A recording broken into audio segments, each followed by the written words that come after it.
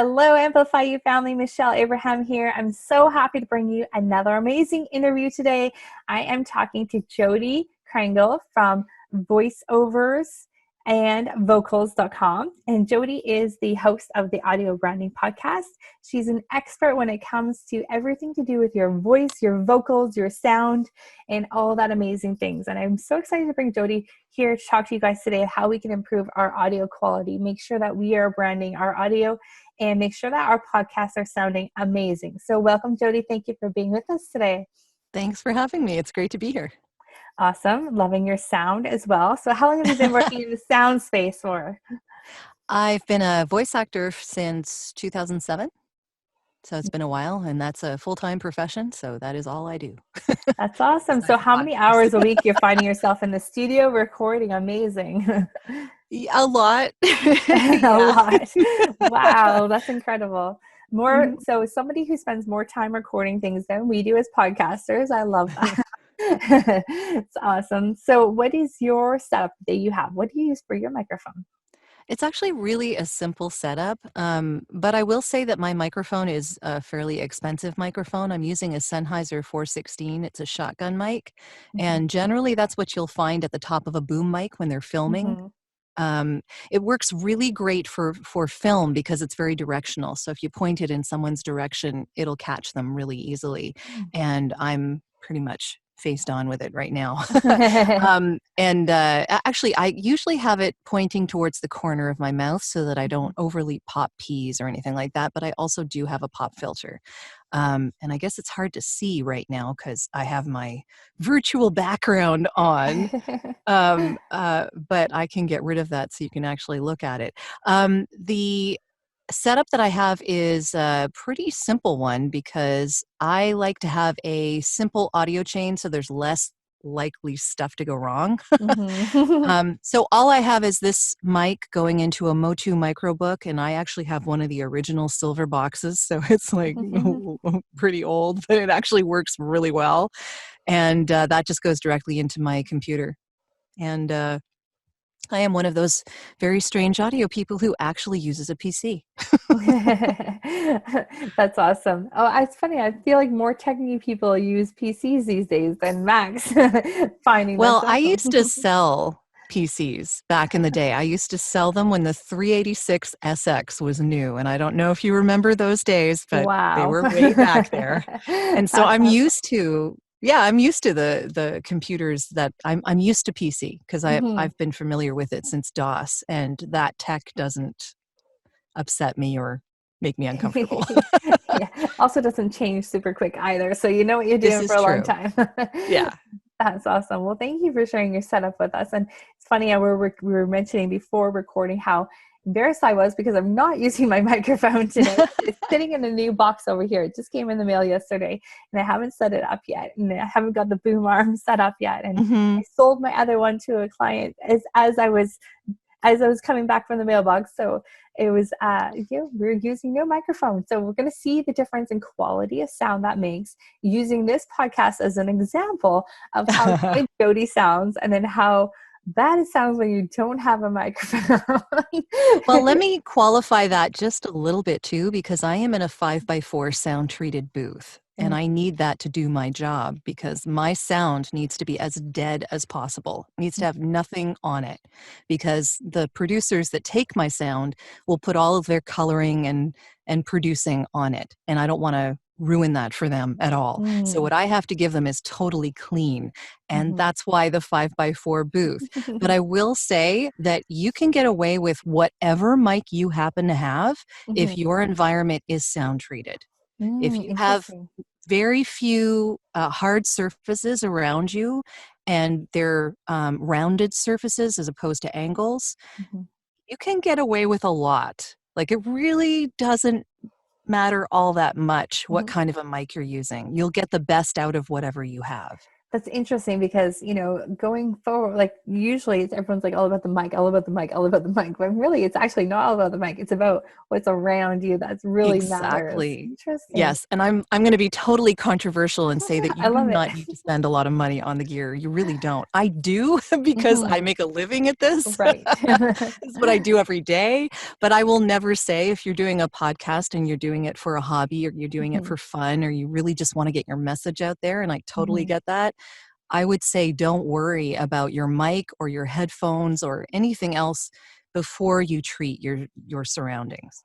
I like that. And also, I think a lot of people use the technology and the equipment as like, this little bit of a barrier that they have to hop over before they actually get started. You So, don't need it. Audacity is free, GarageBand is free, Twisted Wave you can get on your Mac. I mean, all of these things are free. It's not really about the tools. It's about where those tools are. yeah. And that doesn't have to be pricey either. Like you can just use regular blankets and stuff like hmm that. Just make sure that your surfaces are covered and your angles are rounded and do the best you can. Awesome. And so what are like the best thing to do that with? It would be like blankets, or it's like, you see those 8 carton things, or what are the best things for densing up an area?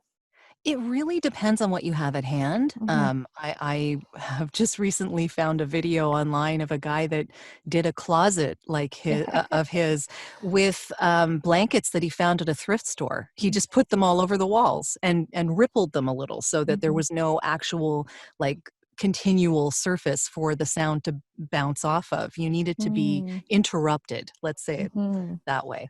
But it does not Awesome. need to be expensive. Pick a corner of your room and treat that and round the corner. Pick a closet and cover the walls in rippled blankets. Like, you don't have to spend a lot of money on this, but your environment will make your sound so much better. And I will say that I love this mic, hmm but I would never use it. Well, okay. The 416 is an unusual mic in that it cuts out the sound on either side of it very, very well. So as a travel mic, it works hugely well, and it's great for the film industry as well. That's why they use it. hmm So in this case, this particular mic, the reason I use it is because voiceover people find that it makes their voice pop a little bit. Just it puts it forward a little in the mix, which is great. It just makes you sound good. You sound great. But yeah, but you need to have the environment for that mic to really shine. In a lot of cases with mics, and it depends on the mic, that will shine more depending on what environment you have. So if you have a sound treated environment and you don't have an expensive mic, that mic is probably going to sound pretty decent just because your surrounding is able to use what the mic can do. Awesome. My brother was, when he first started podcasting, he lived in a fishbowl and it's Mhm. all glass, all hardwood floors. And he was like, how am I going to record in here? So we got Mm. this like, little box here and lined it with foam. Yep. Put the Yeah, microphone you can in totally there. do that. He was like, put his head in there. He's like Yeah, you can created his own totally do little that. sound box. It was super funny. And you can definitely hear the denseness in his You voice. can. Yeah. That's Yeah, you can amazing. use moving blankets. Mm-hmm. You could hang curtain rods in a square on the ceiling and Mm-hmm. just put moving blankets in grommets around, and you can like pull them back when you're not using them and pull Mm-hmm. them around you, and that's going to be automatically a rounded corner because even if you put it in a square, it's not going to actually be a full square when the curtains are hanging down. Yeah. Um, there's tons of ways that you can do this. You can use a portable wardrobe, the Mm-hmm. ones that you can hang Oh, yeah. clothes Mm-hmm. from, and just you can put a blanket over that and put it behind you if you're facing a wall and you've treated the corner. There's all sorts of cheap ways to do this that will not take all that much Good and will make your ideas. microphone, whatever it is, sound so much better. That's awesome. Yeah, I have a huge problem in my workspace. It's a co-working Hmm. space, but it's like even the private room there is like it's just like beautiful hardwood floors, high ceilings, and it's just really Hmm. echoey in there. So yeah, that's not a Put a rug on the floor. not a great place. You're great. Yeah. Yeah, that's awesome. We have a client that moved from one house to another, and you could like really hear in our podcast. I was like, hold on, what happened this week? Did you move, change rooms? Yeah. Like, hold on. That sound is just like so different from one place Hmm. to another. It's It amazing. totally does. Yeah. Yeah. So what made you get into becoming a voice actor? Well, I've been singing since I could talk, or probably before Hmm. I could talk. So voice has always really been a thing for me. I've just always really loved it. My mom was a singer as well, and my sister is currently a singer. Ah, in the um, family then. yeah, it's my dad played guitar and piano all by ear, and yeah, it was. We did not have story time at before bedtime. We had sing along time. Cool. Yeah. So I've always been interested, but it wasn't until I volunteered for the CNIB for a little while and read books on to tape for the blind. That was the Canadian National Institute for the Mhm. Blind. And it was only a year, but I learned reel to reel tapes. This was Mhm. in 95, 96. Yeah. And I was fascinated by the tech of it, and I was Mm. fascinated by the speaking end of it, and the bug kind of bit. But I didn't really act on it until I got really bored doing internet marketing and SEO, because I did that for like 12 years. And when Google became the only game in town, I got really bored. Yeah. So yeah, so I don't know if you might have had several of these moments in your life, but I had a moment in my life where I just couldn't do it anymore. Just one more day was too much. And it's kind of like, I liken it to coming in after a really, really bad date and leaning on your door and just saying, never again. No more SEO for me. No more, just no more. So yeah, basically, Awesome. I researched voiceover on the internet in 2007, met a whole bunch of people on a message board of all things. They don't really do that anymore. And was very kindly welcomed with open arms. This is the most fantastic community that I have ever been a part of, seriously. That's cool. I love that. Yeah. And you have a podcast called Audio Hmm. Branding, and Yeah. you say that, so your tagline is the hidden gem of marketing. And Mhm. so I'd love you to just like kind of like say like why you say that audio is the hidden gem of marketing. You've gone from SEO, website Yeah. marketing to like now audio marketing. I'd love to hear your take on that. Well, audio has always really been important to me, but when it Mhm. comes to companies, they always seem to focus on the colors in their logo and the way their logo looks and all of the things that make up their appearance. And they're very big on keeping it all, the bigger companies especially are very big on keeping it uniform in everything they do. The Pantone colors and all of that, they're all, down to the letter, like they've got it all figured out. But very rarely do I find companies that have actually considered what they sound like and how that relates to the emotions they want people to feel when they hear about their company. And that can go as far as simply as they're on hold. Like what's the music on their on hold? Who's Hopefully not speaking? elevator music. Well, there's a lot of differences, but if you're a casual company, do you want to have formal, you know, uh, classical music on your on hold? Probably not. If you're a very formal company, do you want to have like 80s hair bands? Probably not. Like things to think about. Does your sound match your visual, and does it evoke the emotions that you want your visual to evoke, and is it consistent? And I don't find a lot of people are actually considering that, and podcasters can consider that too. It's not just companies. Yeah. I'm sure a lot of podcasts are branded to their Mhm. company, and they should be thinking about that as well. So what intro music do you use? What kind of voice do you use? Do you Mhm. use contractions when people are speaking about your company and advertising for your company? Or are you more formal, like a finance company or an insurance company or something like that, and you don't want the contractions used? You want it to be a little more classical and formal. It all plays a part. That's awesome.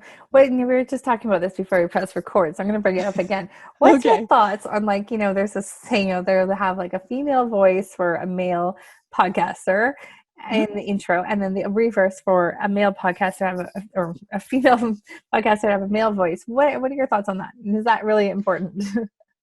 I don't think it's hugely important. I think it can work in your favor just to make the contrast, so that someone doesn't think that the person doing the intro is actually the host. But if you are, like, for instance, I do the intro and outro for my own podcast because I like talking to my audience and I like them to hear my voice doing what I do. It's kind of the point. But it all depends on what your goal is. And that's individual to each podcast. And I wouldn't claim to say that there's a right or wrong way. Whatever works for you, but whatever fits your branding. So you really do need to think about the emotions that people feel when they hear your brand. And that goes along with the music too. Like I know I've seen some like yes. disconnected music from like the voice. Then it's like, then the person comes on and they're really quiet and the music was really loud. It's like, hold on, what's the whole picture here? Yeah. So any like hot tips for us as podcasters? As far as choosing music, or as far as like making sure that our sound and our branding is all like cohesive and sound and like, we've got the whole package. I would say think about the emotions. We've just talked about that. We touched on it. But I would say if your company has a particular logo and that logo has colors, then what sounds evoke those colors, the feelings that people would feel when they see that color, what's the sound that goes with that, type of music, type of voice. We spoke about whether you're casual or formal. These are all things to consider, and there's a lot that goes into that. That's why there are actually audio branding companies out there. That's all they do. So, yeah, if it's okay to mention, I actually do have an audio branding worksheet on my website. It's at voiceoversandvocals.com/resources, and cool. people can download. It's basically a worksheet that has a fillable form, pieces of a form. It'll just help you brainstorm pretty much. Yeah, that's great. Thank you. And so, I'm thinking about colors and sounds. Is there like some resource guide that tells you what kind of sounds come with what colors? Or like, I'm thinking green is like more energetic, yellow is kind of more mellow. Am I right on those? Or you know what? I don't know that there's any one way of doing it. I know, what is it? Synesthesia, I think it's called. Yeah, synesthesia. When people hear color. So I get the idea that that's on the autism scale, but it's kind of a brilliance as far as I'm concerned. I think it's fantastic. But I don't know that it's the same for everybody. And so I would just say, go with your gut. Yeah. You know your company better than anyone else. And I would say go with the emotions. What emotion do you want to evoke when people look at and hear your brand? Now, do you have any That's the key, I think. Getting people to feel, what you want them to feel. Yeah, that makes a lot of sense, the feeling part of it. And, is there any, this might be going off of the audio branding part, is there any like particular want our audience to feel as we're like, if we're going to sell something, this particular feeling, if we're going to, talk about, an emotional thing, it's another feeling. Is there, what kind of feelings do we want our audience to have? Well, you want to know what your brand emotion is. So what problem does your brand solve?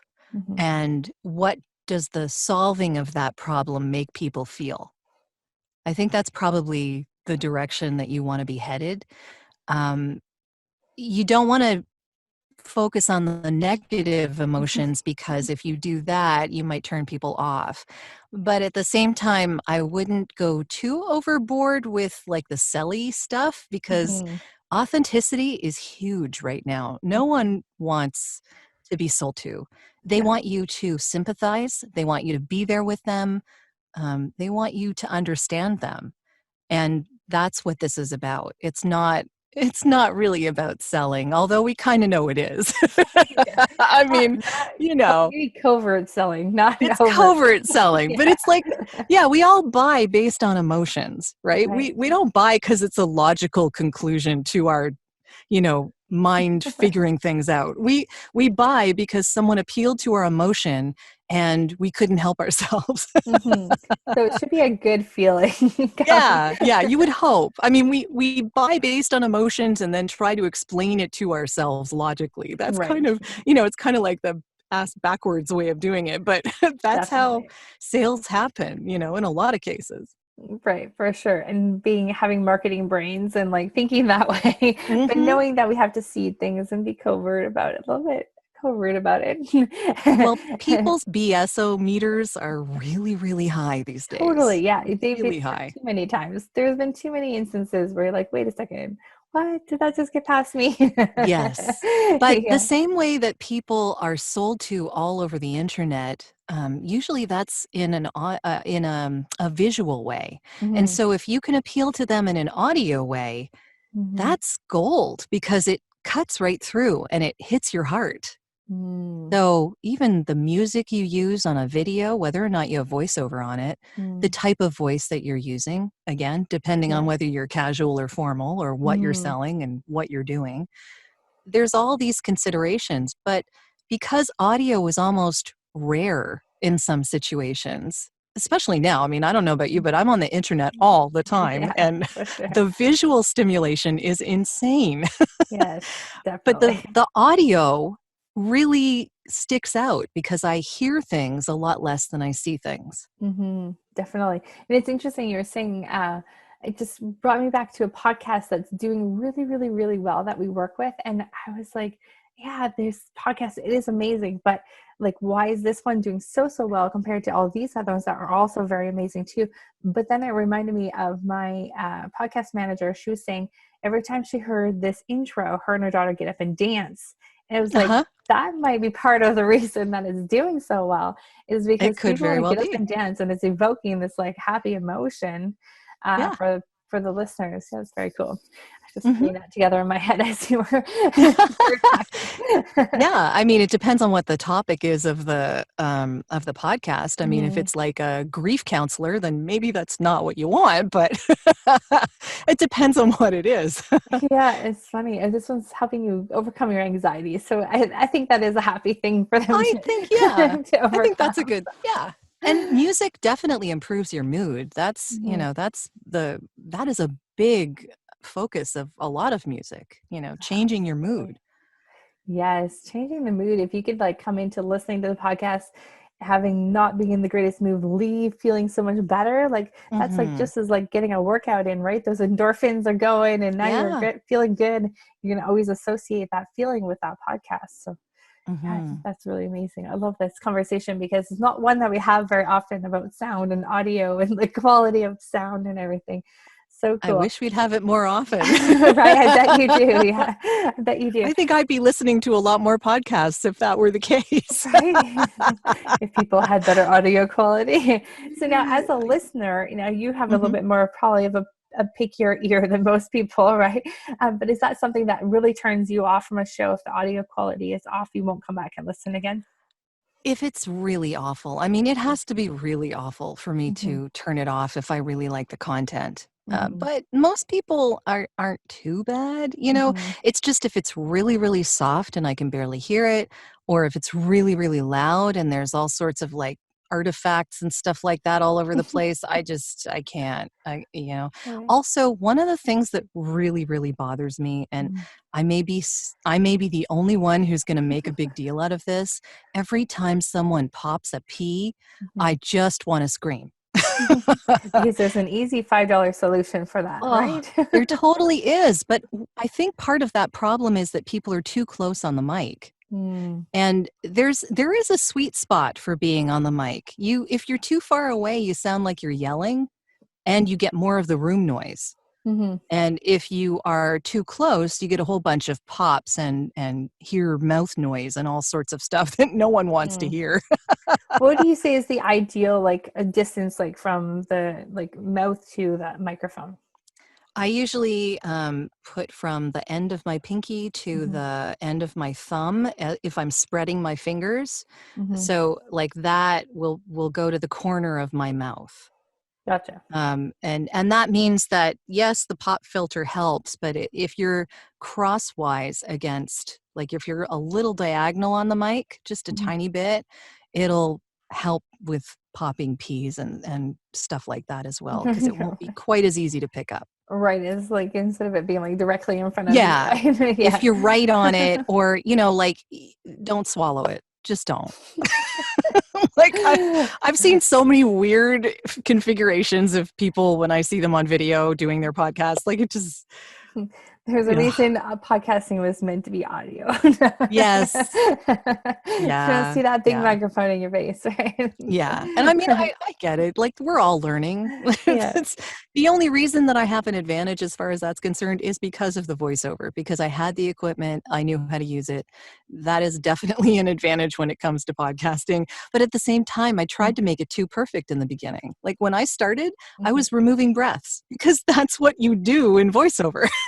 Right. But people breathe, especially in a podcast. So if you get rid of the breathing, then it just sounds robotic and no one's going to listen to it, even if it's pristine audio. It's Yeah, strange. we're totally on the same line as that. It's like, I give people like, can you remove every and ah? And like, I'm like, yeah, no. I'm like, Don't. you want to be authentic, and like, this is Yeah. a conversation. You might Yes. say some weird things, and that's okay. Be you. Make mistakes. People don't Exactly. really care. Well, They're and in here. fact, they can relate to you better when you do make mistakes, right? Yes, exactly. Being perfect is not what this is about. Reaching Right. your audience emotionally is what this is about. And you can't reach them emotionally if you're not being real. Yeah, exactly. That's a really good point. Totally. So tell us a little bit about your podcast. What can we learn from going on to your podcast? Listening to Well, it. I do have a I do have a trailer at the Mhm. very top of my podcast page, which is at audiobrandingpodcast.com. And that will explain a lot about which episodes to start with and how frequent it is. I usually release every week on a Wednesday morning. And what I try to do is I try to talk about how sound influences us in general, but usually with an advertising marketing kind of spin. Mm-mm. And Cool. yeah, well, because I kind of wanted to gear it towards ad agencies and video production companies and Mhm. social media producers Mhm. and people who are producing content that need to explain it to their clients. Why That's should they great. pay attention to this? Why is it Mhm. important?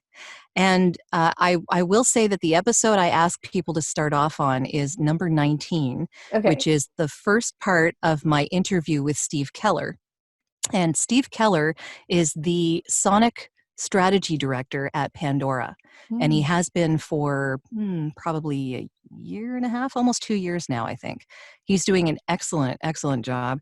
But I love the conversation we had because he is a scientist, a psychologist, an advertising marketing guy, and a Wow. musician. What a Like combination. all of these things. Yeah. Yeah. So if anyone's going to know how to influence with sound, It's gonna he be knows a him for lot. sure. Yeah. Exactly. He knows a lot about this. He actually did a TED talk on the subject. It's called, I think I have it on one of my blogs, which is called Cool. 18 Minutes to the Power, to Harness the Power of Sound.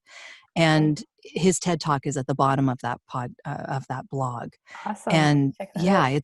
but if you look up Steve Keller on YouTube, you'll find that TED talk very Cool. easily. And it is definitely mind blowing. That's Our awesome. senses are strange, like Mhm. he was telling me about a promotion they did for a sports drink. So kind of like Gatorade, and but not the same thing. And it was called Propel. I think that's what it was called. Mhm. And they were doing. Pandora has an advertising end of things, Mhm. and they were doing a promotion for Propel where they invited people in. That's not happening now, but they invited people in, and they had them put headphones on at a sort of DJ station and taste the drink while they Wow. were dialing in the sound.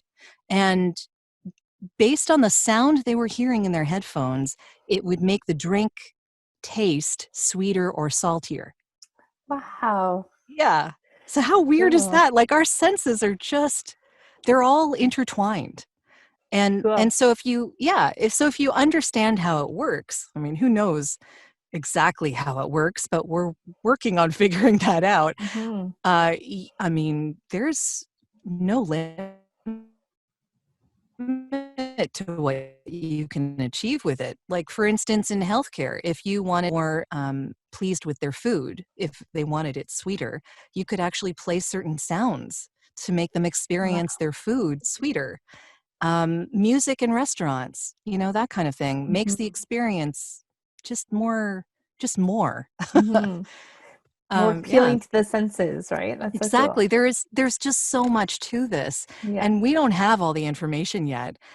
Plus, you can use this for good, or you can use it for evil. So we have to be very conscious of, how much influence this can have. Yeah. It's funny. The casino industry has a lot of regulations based on what you can't do with sound.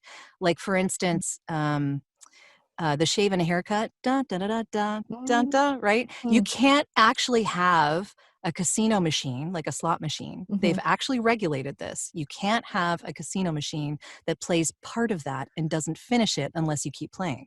What? That's crazy. Because we are compelled Yeah. To to put more keep money and playing. keep playing. Exactly, until we hear the rest of that Oh my song, gosh. Wow. right? That's And crazy. yeah, so it doesn't have to be that song, but Mm-hmm. that kind of deal, you can't Mm-hmm. get away with that in the casino industry. They've regulated it like really, they've a lot. But in the advertising industry, they haven't done anything. I don't Wow. think they quite get how influence. I don't know if I Yeah. think they sort of know how it works, but I don't think anyone Mm-hmm. wants to step in and say, no, you can't do that. Wow. We had a guest a few episodes ago, David Adelson, and he created this piece of sound that it's no sound, it's silence that you play in the background of your computer on your podcast, and you add it to your podcast, and it creates peace and harmony. And Ooh. it's amazing that actually when it's playing in the background, how good you feel. Mhm. So I can totally like think about those like those music in the casinos, like I can see why they're not allowed to play different things. It has that effect on Yeah. I mean, talk about how sound influences you. Yeah. absolutely. Well, this has been fascinating, Jodi. Thank you so much for spending time with us today. We can find out more information about you by checking out your podcast, which Mhm. is Audio Branding. And I would love to send people to your resource again. Can you tell us what that link was again? Sure. It's voiceovers, plural, voiceovers and vocals.com/resources. Perfect. Awesome. And don't Mhm. forget to get that worksheet there. Check out Jodi's podcast. And I would love to chat with you again, Jodi, about some more audio branding and audio quality all around podcasting. So thank you so much for being with us today. And we'll talk to you soon. Thanks so much.